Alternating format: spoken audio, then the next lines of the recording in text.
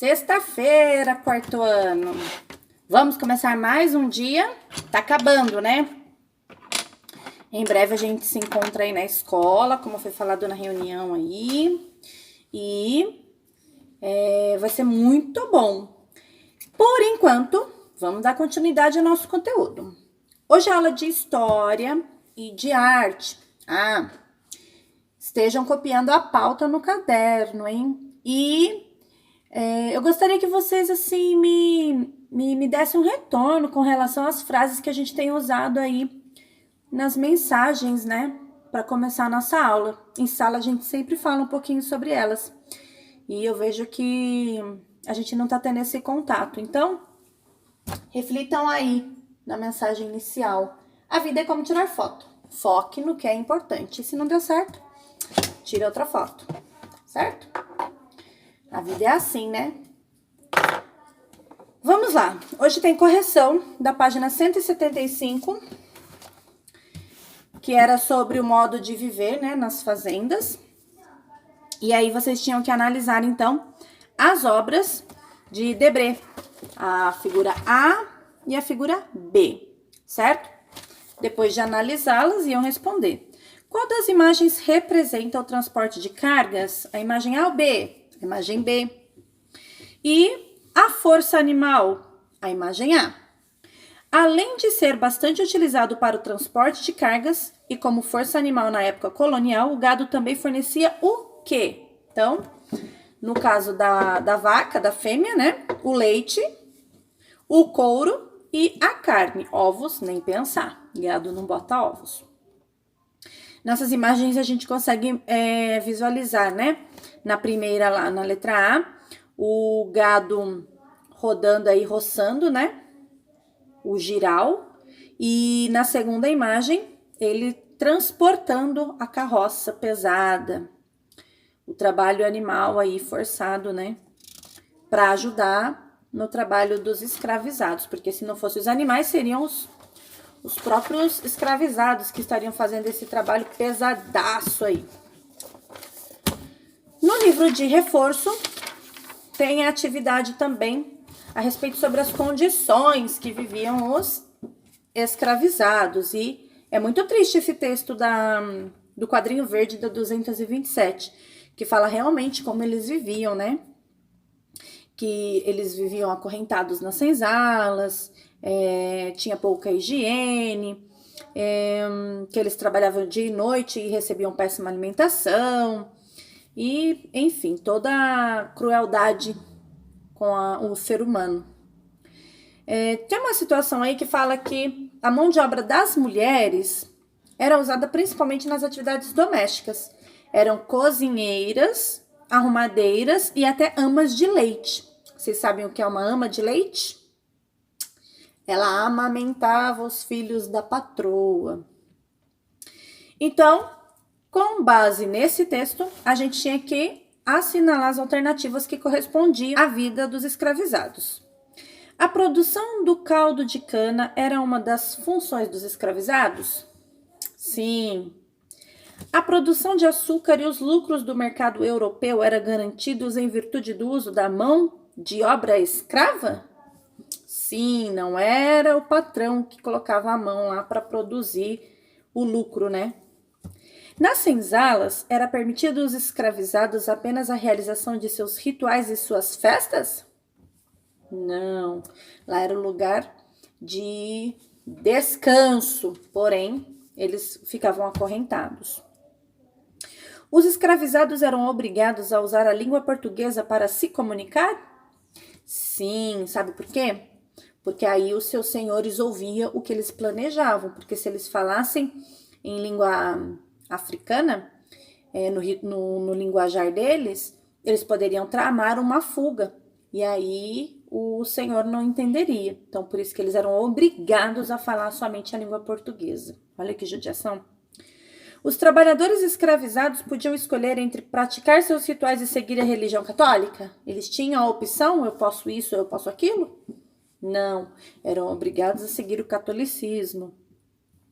As mulheres escravizadas trabalhavam principalmente na cozinha e na arrumação da casa grande? Sim. Isso mesmo. Então, foi a primeira, a segunda, a quarta e a última questão que a gente marcou um X, certo? Confere aí.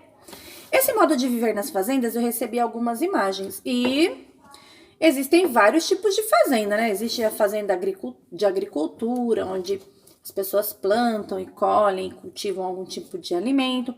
Existem as que criam animais, como o gado, como cabras, como ovelhas, como galinhas. Existem fazendas de tudo. E aí, eu recebi algumas imagens e eu quero compartilhar com vocês. Se você não me mandou, envia antes da nossa aula, porque daí eu consigo colocar ela no dia da correção, tá bom?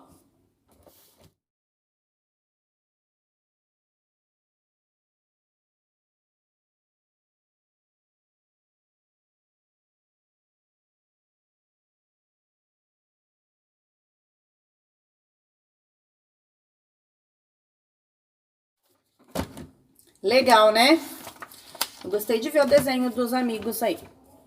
E pra gente trabalhar, a gente vai conhecer como que funcionavam as fazendas do gado do Nordeste e as fazendas de gado do Sul.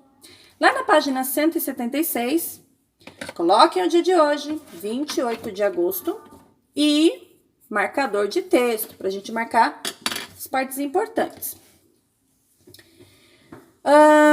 As fazendas do gado do Nordeste.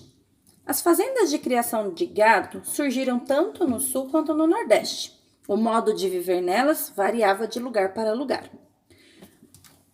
No Nordeste, por exemplo, olha lá, o vaqueiro ocupava uma posição muito importante. Sua tarefa era acompanhar o rebanho nos pastos, amansar os bezerros, cuidar das vacas reprodutoras, aquelas que estavam esperando o bebezinho, e repelir os animais que ameaçavam o gado. Fazia também o preparo do pasto, a fim de garantir ricas pastagens. Para a realização dos diferentes trabalhos, havia escravizados e outros trabalhadores livres. Então, nesse momento, já existia a possibilidade de um homem livre trabalhar juntamente com os escravizados. Eles recebiam, diferente dos escravizados, tá? Além de cuidar do gado, vamos grifar, porque era a função do vaqueiro. Além de cuidar do gado, eles também se ocupavam da lavoura, ou seja, eles cuidavam das plantações também. Quando foi descoberto o ouro no interior do Brasil, o gado passou a ser comercializado também nessa região. Então, quando eles descobriram ouro lá no interior do Brasil, o gado passou a ser vendido para eles. Então, eles começaram a fazer viagens para levar os gados para outros lugares. No caminho, lá no trajeto entre as fazendas e o lugar de destino, os boiadeiros, olha o marca-texto aí. Os boiadeiros enfrentavam difíceis caminhos. Muitas vezes, às margens dos rios, construíam locais para o preparo de carnes secas, que seguiam de barcos para a venda em diferentes locais. Então, eles precisavam parar para descansar enquanto viajavam. E aí, eles construíam tipo cabanas, acampamentos próximos a rios para alimentar os animais, para tomar banho, para cozinhar e fazer então a carne seca, que era uma carne que era enviada também como venda. Era o comércio daquela época, não existia centro da cidade, não existia loja, não existia açougue, não existia nada. Então, lá no Nordeste era assim. Aí, o Nordeste, lá no alto do nosso mapa do Brasil, a gente vê o Nordeste, né? Naquela parte seca. E aí, então, começou a comercializar o gado lá no sul, na parte mais fria do nosso país. Olha como viajou a comercialização do gado. E aí, então, lá no sul, marcador. Os locais de boas pastagens tornaram-se os centros criadores de gado denominados estâncias, dedicadas à criação de bovinos, equinos e muares, que é cruzamento entre asno e cavalo. Por que as fazendas do gado do sul, por que o sul foi melhor, porque lá as pastagens eram mais verdes, lá a temperatura é mais fria, mais fresquinha. O Nordeste é muito seco. A gente vê aí que muitas pessoas que moram no Nordeste passam por períodos longos de seca e toda a pastagem é ressecada. Então, não tem uma pastagem boa para a criação de gados. E quando eles descobriram isso, vamos fazer as fazendas no sul do Brasil. Tem também os ovinos, olha aqui.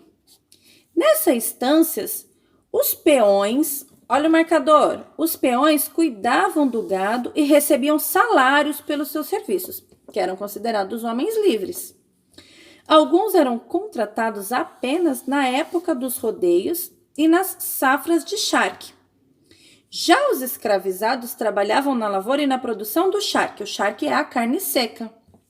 Eles tinham que deixar no sol para poder não estragar, porque não tinha freezer para deixar a carne fresquinha. Então, o charque era a carne salgada e ressecada no sol.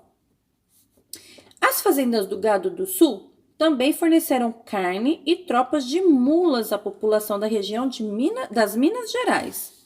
Então, olha só, Minas Gerais também recebia o gado, a carne, tudo que era produzido e comercializado. Os condutores, então as pessoas que levavam essa mercadoria, eram chamados de tropeiros. Olha lá, os condutores dessas tropas, porque não ia um só, iam várias pessoas. Então, os tropeiros tiveram grande participação aí do crescimento das coisas que eram comercializadas. Porque se não fossem esses viajantes, como que uma coisa chegaria a tão longe para outras pessoas que precisavam? Viram? Aí tem algumas características dos tropeiros. Debré também, ele pintou, né? Essa pintura aí, ó, negociantes paulistas de cavalos. O que seriam negociantes paulistas? No nosso estado, paulistas, comerciantes, eles vendiam e a viagem deles era a cavalo. Olha o destino deles, eles iam para onde? Para as feiras de Sorocaba, em São Paulo, para vender o gado. O deslocamento, como que eles iam? Eles abriam estradas e originaram povoados e cidades. Lá no comecinho a gente fala, como é que surgiu algumas cidades? Foram graças a eles, a esses viajantes que iam comercializar. A alimentação deles, café e carne seca com arroz. Já ouviu falar assim, vamos comer um arroz tropeiro? Por quê? Era tradição deles. Feijão tropeiro, tradição deles. O vestuário, como eles se vestiam? Calça larga, botas, chapéu e objetos de montaria. E atividades? Eles participavam de rodeios e dançavam fandango, que é uma tradicional dança ainda assim no Nordeste brasileiro. E aí, na página 177, nós temos uma curiosidade a mais aí sobre esses viajantes, esses tropeiros que fizeram história no nosso país. Essa matéria foi retirada da internet, Aventura no Interior do Brasil. Você pode encontrar ela aí se você pesquisar. E pode ser que você encontre a pesquisa completa, porque tem vários pontos de reticências dizendo que tem mais informação, mas aqui não foi dito, tá bom? Muito antes de existirem autoestradas ou trilhos de trem, mercadorias eram transportadas em lombos de burro e mulas. Eram centenas. Então, olha só, não era não era 10, eram centenas, às vezes milhares de animais que viajavam meses a fio transportando produtos e mantimentos para as mais diferentes regiões do país. Então, olha a participação deles aí. Graças a esses viajantes, outras pessoas tiveram acesso a tudo que nós temos hoje. E quem cuidava de tantos burricos e mulinhas? Quem eram? Eram os tropeiros, assim chamados por conduzirem as tropas de animais pelas tantas rotas que ligavam cidades próximas ou distantes. Transportar estes animais era uma aventura e tanto. Imagina, se um mudasse o rumo, né? Mudasse o percurso ali, tinha que ir colocar todos juntos novamente. E tinha que atravessar rio. Imagina só, né? Coisa fácil não era. Já pensou se tivéssemos que viver assim hoje? Quem seria tropeiro aí na sala, hein? Quem gosta de aventura? Eu não gosto, não. Eu ia querer ficar quietinha em casa esperando a minha comida chegar, minha encomenda chegar. E aí tem uma curiosidade tropeira, algumas curiosidades tropeiras. Você já ouviu a expressão dar com os burros na água? Ela é de origem tropeira. Em épocas de cheia, era impossível atravessar os rios. Diante deste obstáculo natural, os tropeiros diziam que davam com os burros na água. E era prudente aguardar as águas baixarem até que a travessia fosse segura. Até que o rio desse val, ou seja, passagem. Então, quando chove muito, o rio tende a aumentar as águas. E aí as pessoas não conseguiam atravessá-lo andando. Nadar até seria possível, mas e os animais? Como que eles iam atravessar? Então, eles tinham que esperar aquela temporada de chuva passar e aquele rio baixar o nível da água para eles continuar viagem. Imagina quanto tempo isso não demorava, né? Pois é. Essas situações atrasavam toda a tropeada. Essa matéria vocês podem encontrar aí, ó, na Jornada ao Interior do Brasil, Ciência Hoje das Crianças. Foi disponível em 25 de abril de 2012. Professora, por que lê todas essas informações? Porque é a fonte da nossa pesquisa. A gente precisa saber de onde ela foi retirada. Quem escreveu essa matéria se chama Henrique Kugler, viu?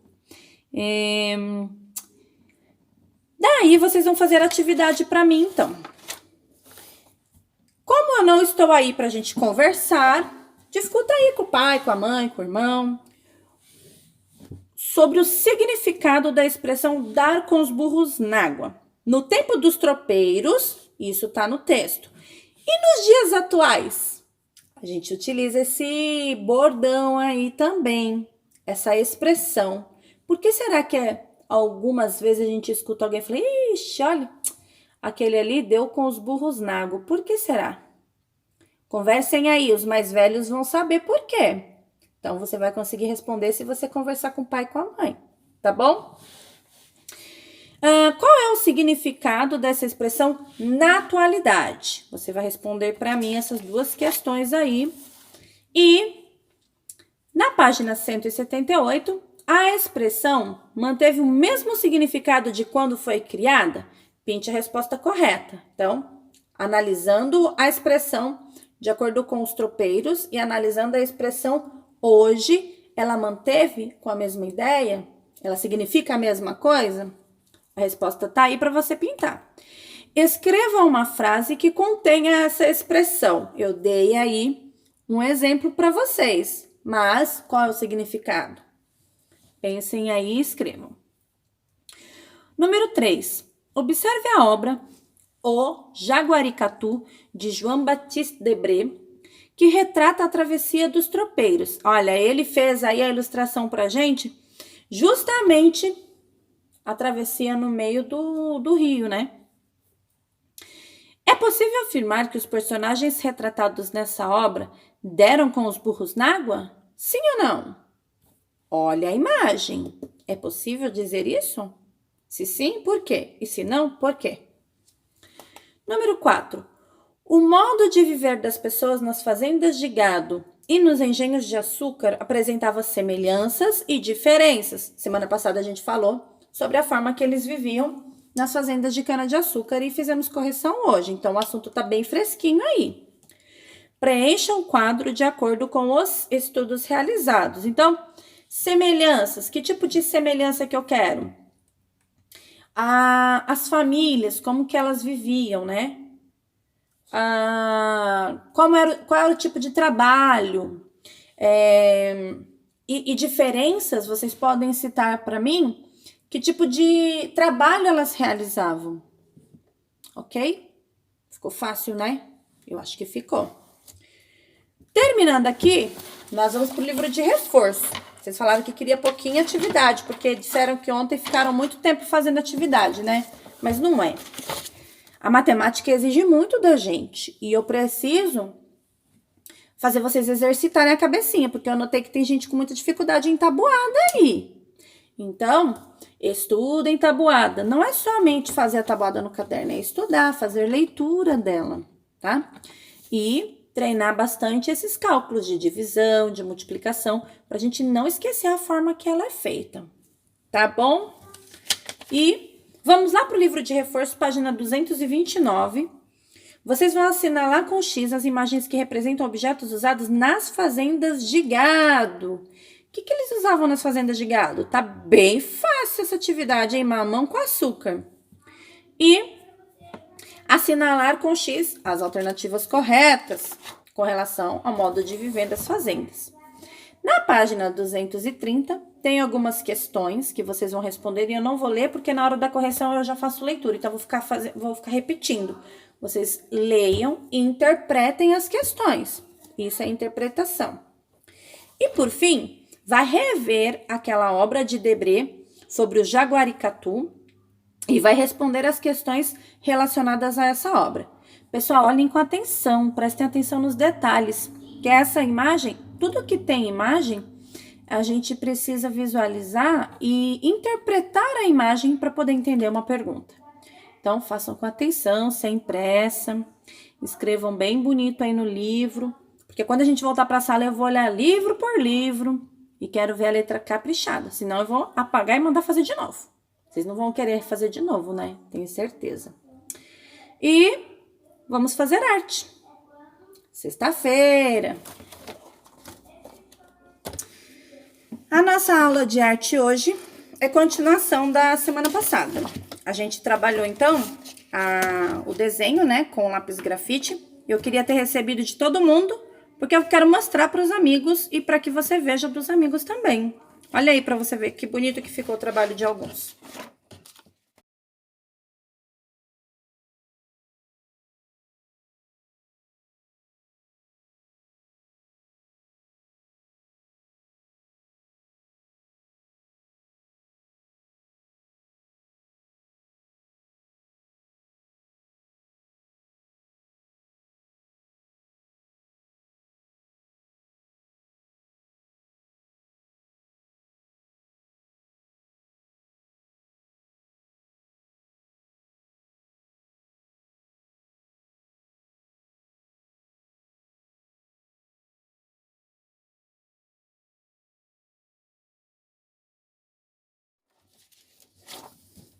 Então, o meu foi aquela montanha, né, que eu falei que dá pra ver aqui da janela da minha casa, do meu quarto, minha trave de gol, e eu gostei do resultado. Aí, hoje, na página 216, vocês vão criar um desenho com lápis macio, um lápis de escrever. Lápis de cor pode? Não. Caneta preta pode? Não. Só lápis de escrever. Se você tiver outros materiais como ele sugere aqui, por exemplo, ó, lápis macio, giz pastel ou carvão, pode também. Eu não tenho carvão aqui. Eu tenho giz pastel, mas eu não quero usar ele não. Eu tenho dois lápis com espessuras diferentes. Eu tenho o 2B, que é mais fininho e mais clarinho, e tenho o 5B, que me permite aí esfumaçar o meu desenho. Hoje a gente vai desenhar e vai usar o dedinho para esfumaçar, tá bom? Eu coloquei aqui na pauta que a gente vai fazer a página 216 e o caderno de arte, porque eu vou querer que vocês façam comigo a produção de um desenho. Eu quero que vocês copiem esse desenho e vou fazer com vocês, e depois vocês desenham uma outra coisa que vocês queiram usando a mesma técnica, tá? Enviar foto para eu poder colocar na outra aula para os amigos apreciarem o que você fez. Então, no livro, vocês vão desenhar o que vocês quiserem. Olha, crie um desenho com um lápis macio, um giz pastel ou um carvão. Depois, esfumace as linhas do desenho para criar efeito de sombra. Eu vou fazer o meu a minha caneca, como essa aqui. Vocês vão fazer também e depois criam uma outra imagem que vocês queiram. E vai usar a técnica que a gente vai fazer juntos agora. Vem aqui comigo. Então, estamos aqui nessa posição para que vocês vejam a minha primeira caneca, olha só. Não é perfeita, não é igual essa que eu mostrei para vocês anteriormente, mas isso aqui é legal, porque cada um tem a sua característica. E para vocês verem que é possível vocês copiarem a minha caneca na atividade de vocês, eu trouxe uma ajudante para fazer junto comigo o passo a passo. E aí vocês vão seguindo as minhas orientações e mandem foto dessa caneca bem bonita aí, hein? Quem é minha ajudante? A Alana aqui, ó. Oi. Vamos lá, então. Eu comecei a minha caneca pela parte aberta dela. A Alana tem um talento a mais para desenhar do que eu. E assim como vocês também têm um talento a mais para desenhar do que eu. Então, caprichem. Eu fiz, então, a boca da minha caneca. Eu vou tentar fazer ela até um pouquinho menor para ela ficar mais delicadinha, que eu achei que essa aí ficou muito grande. Vou usar outro lápis. Eu também vou, porque esse aqui é muito... Vou usar um mais fininho para fazer o meu esboço da caneca. Então, olha, eu cortei aqui, porque é onde vai sair a minha alcinha. A minha alcinha vai ser como se fosse um C ao contrário, olha só. Vai ser bem gordinho. Tá conseguindo acompanhar, Lana? Tá um pouquinho rápido, mas eu consigo pegar aqui. Aí.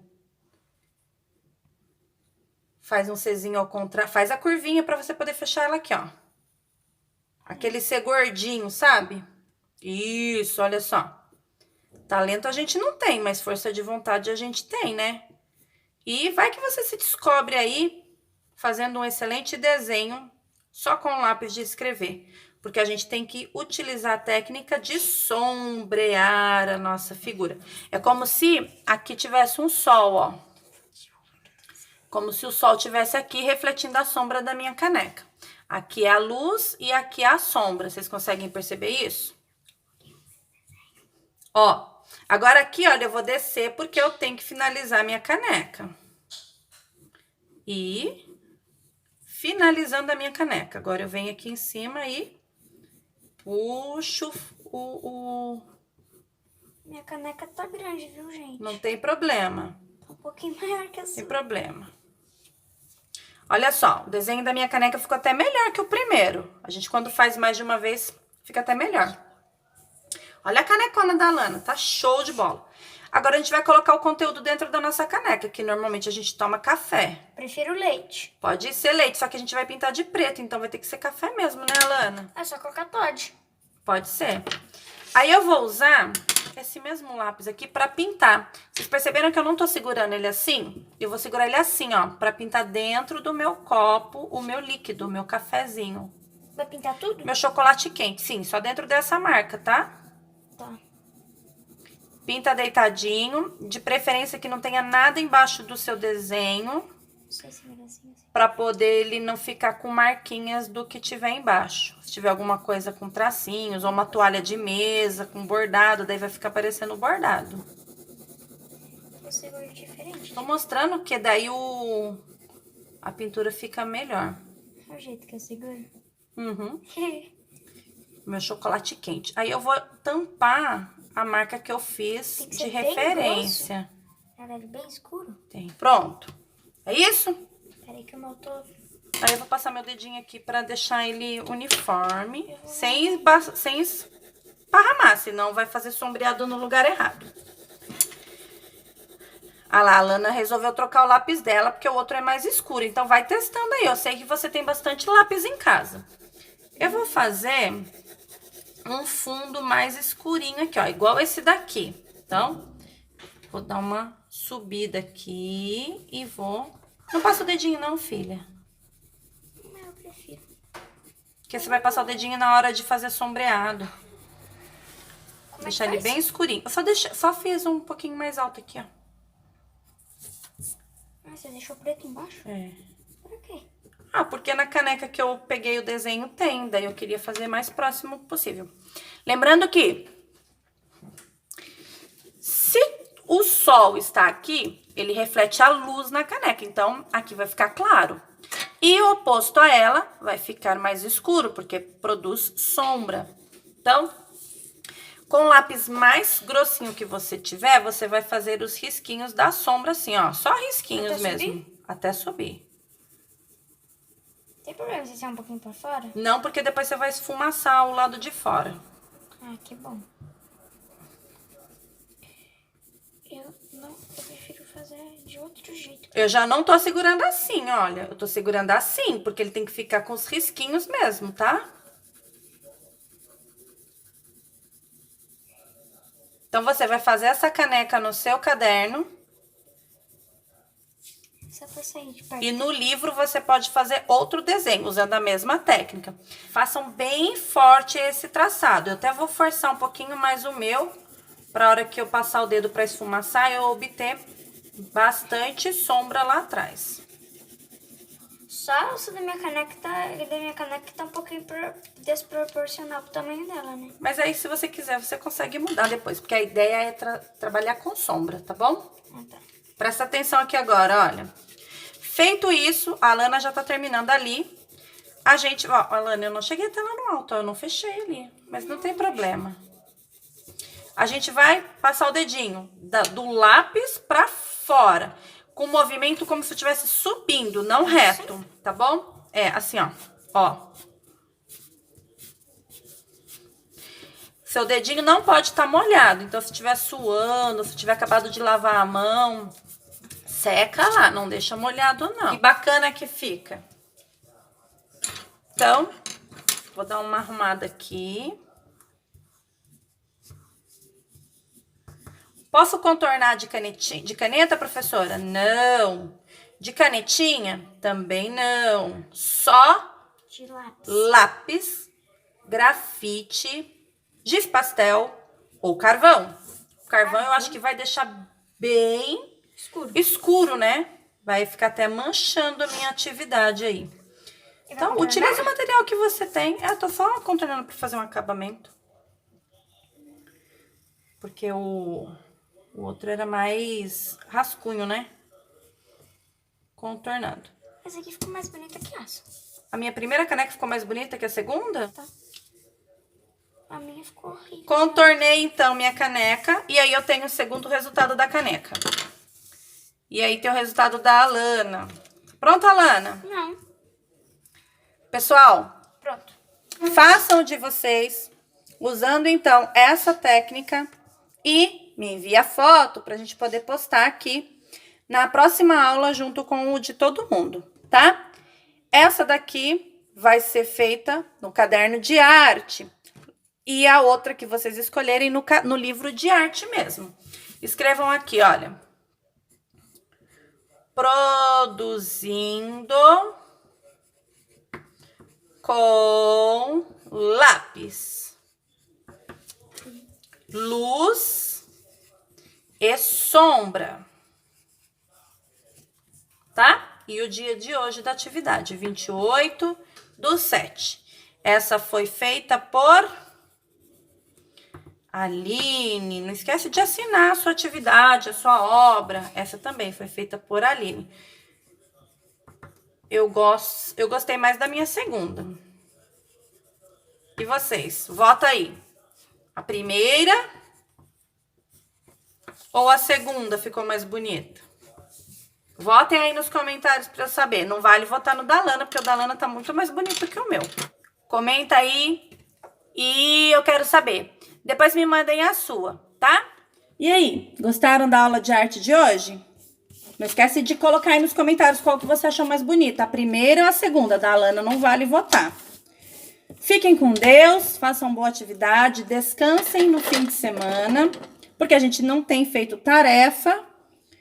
Segunda-feira a gente não vai se encontrar, mas na terça tem meet. Então, aquela atividade de português sobre as brincadeiras, as parlendas, adivinhas, a gente vai falar na terça. Se você não me enviou foto das suas brincadeiras ainda, me envia, tá bom? Um beijo.